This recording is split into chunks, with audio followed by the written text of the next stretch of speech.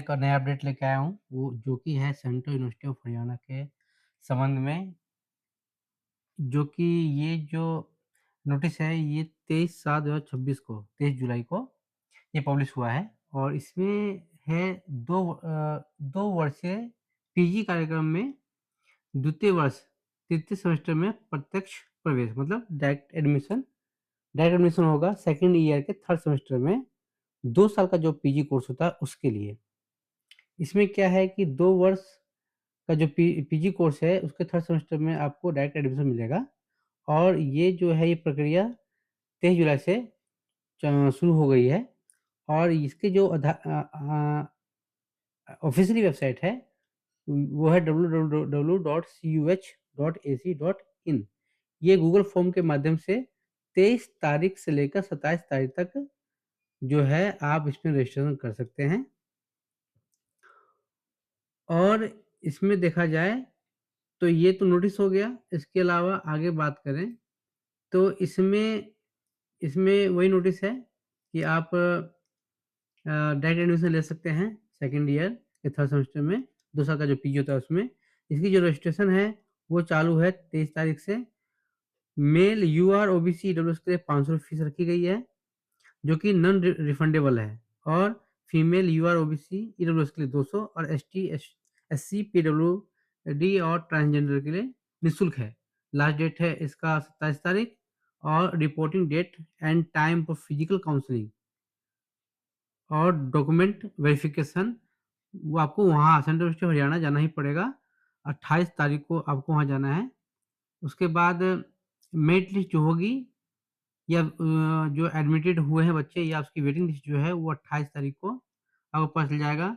उसके बाद जो फीस है, जो बच्चे एडमिट हो चुके हैं उनको 28 और 29 2 दिन का टाइम मिलेगा फीस जमा करने के लिए और उसके बाद अगर कोई सीट रह जाती है तो वेटिंग लिस्ट वाले कैंडिडेट को मिलेगा या सीट बच जाती है उनके लिए और उनकी फीस जो करने की जो टाइम है वो 30 से 31 तक।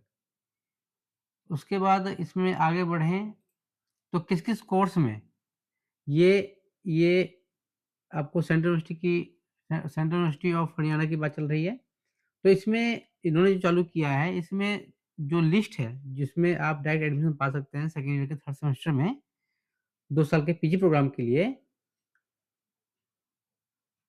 एमए इकोनॉमिक्स मतलब एमए इकोनॉमिक्स अगर इसमें आप सीधा थर्ड सेमेस्टर मतलब सेकंड ईयर में एडमिशन डायरेक्ट आप ले सकते हैं। उसमें आपको एमए इकोनॉमिक्स है, एमए पॉलिटिकल साइंस है, जो ये एडमिशन ले रहे हैं जिस सब्जेक्ट में वो उसकी लिस्ट है ये।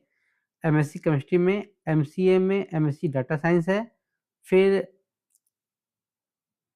Master of library and information science है, फिर MA general and mass communication है, एमए इंग्लिश, एमए हिंदी, फिर MA Hindi translation, master of commerce में है।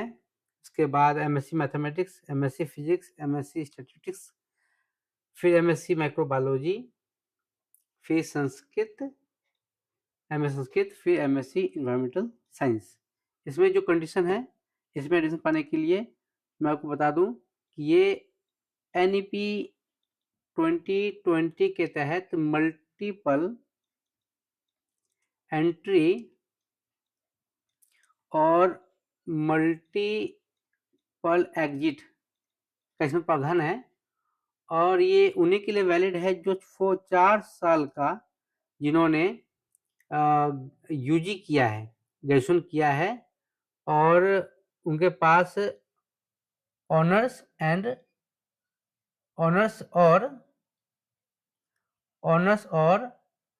ऑनर्स विथ रिसर्च है और उन्होंने इस 4 साल में 160 क्रेडिट अर्न कर लिया हो।